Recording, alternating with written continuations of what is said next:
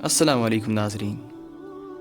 آج میں نے سوچا کہ میری جو ایک نئی غزل ہے اس کو کچھ اس انداز سے پیش کیا جائے تاکہ یہ ہر کوئی شخص جو ہے وہ اس کے معنی اور مفہوم کو سمجھ سکے.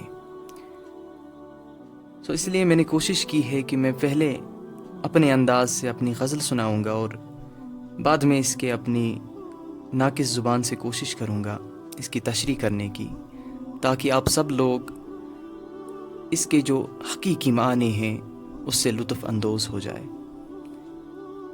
تو غزل سماعت فرمائیے آپ. ہو یا تو بے خودی ایسی کہ بے خودی نہ لگے، ہو یا تو بے خودی ایسی کہ بے خودی نہ لگے، وگرنہ ٹھیک وہی شام جس میں جی نہ لگے. دیکھ ناچیز کو پھر سے تو ساقیاں نہ پلا، دیکھ ناچیز کو پھر سے تو ساقیاں نہ پلا، میں ایسی کہ جو پی کر بھی میں کشی نہ لگے. جوں ہی ایک بار غرض سے ہوا میں سر بسجود، جوں ہی ایک بار غرض سے ہوا میں سر بسجود، صدا آئی کہ یہ غرض ہے بندگی نہ لگے. جنوں ایسا کہ سب امور بیک بار کریں، جنوں ایسا کہ سب امور بیک بار کریں، حیات ایسی کہ ایک پل بھی زندگی نہ لگے. اور میں ان ہواؤں کو چاہتا ہوں سنوں کان دھروں، میں ان ہواؤں کو چاہتا ہوں سنوں کان دھروں، جنہیں اس دور کے سورج کی روشنی نہ لگے. اب ہم معنی کی اور آنے کی کوشش کرتے ہیں. پہلا شعر جو ہے سب سے پہلے مطلع جو ہے، ہو یا تو بے خودی ایسی کہ بے خودی نہ لگے، وگرنہ ٹھیک وہی شام جس میں جی نہ لگے.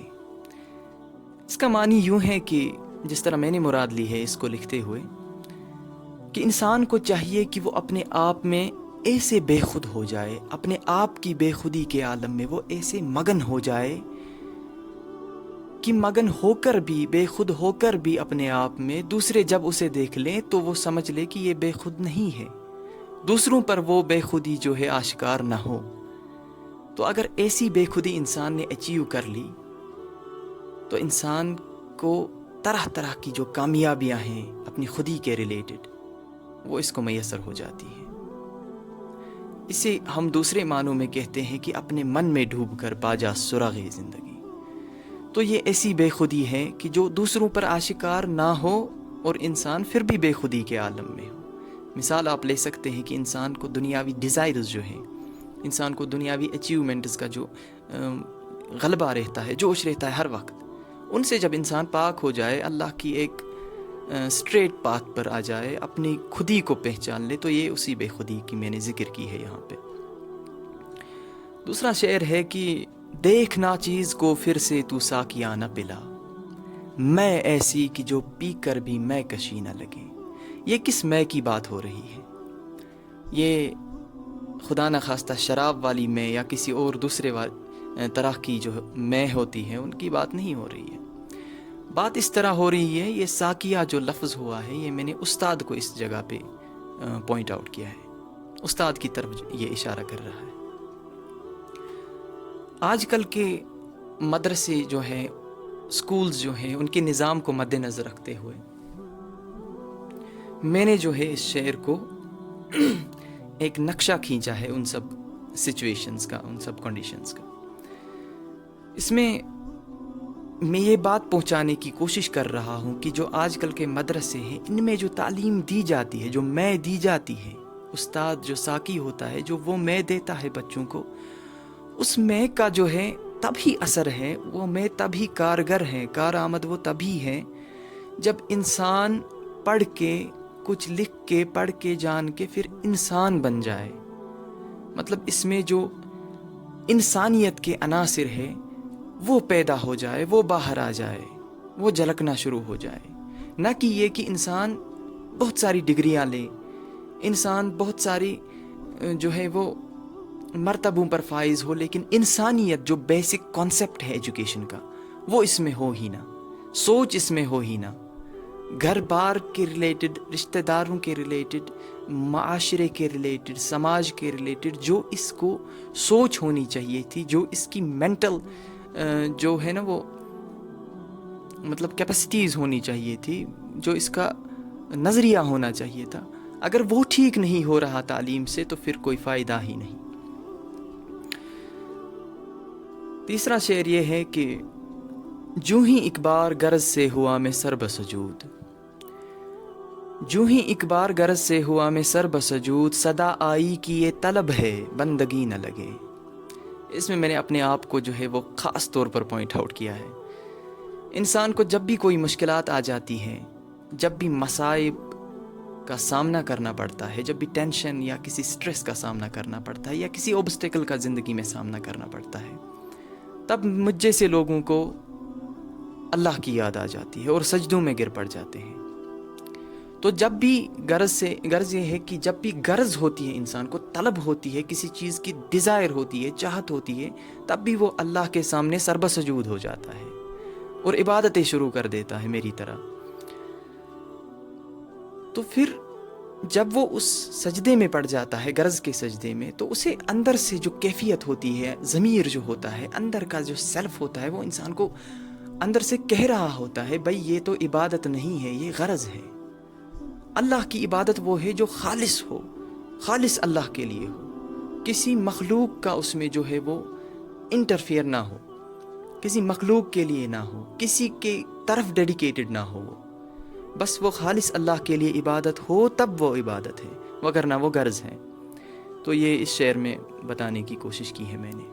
اور ہاں، میں یہ بس اپنے آپ کی اصلاح کے لیے شعر لکھتا ہوں، اور میرا اللہ جانتا ہے کہ میرا غرض کیا ہوتا ہے ان سب معاملات سے،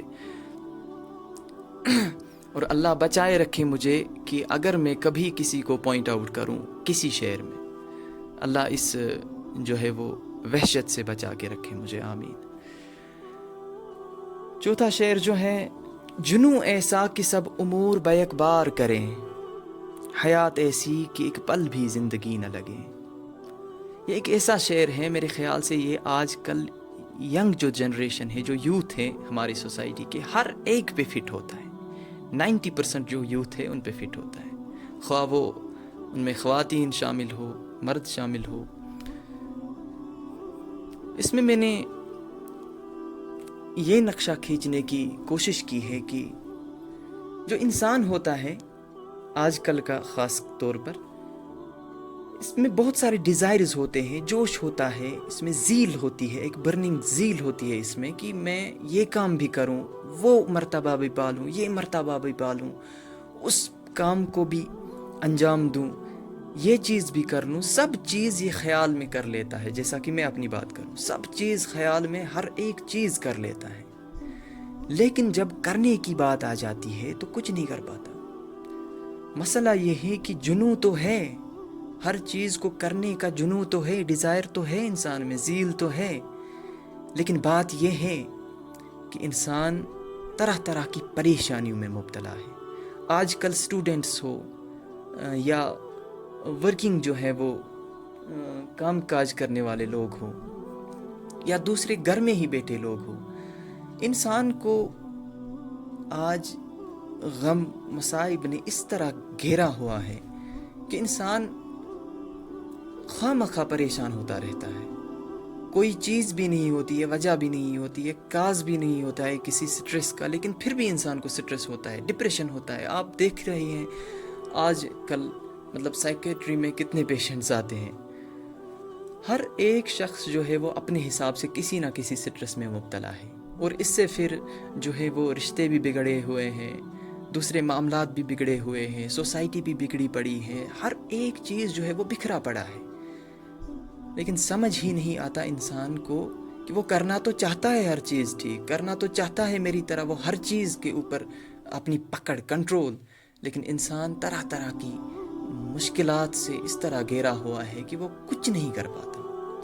تو یہ جو ہے اس شعر میں نے اس کو بتانے کی کوشش کی ہے۔ اور آخر پر مقطع جو ہے، میں ان ہواؤں کو چاہتا ہوں سنوں کان دھروں، جنہیں اس دور کے سورج کی روشنی نہ لگے۔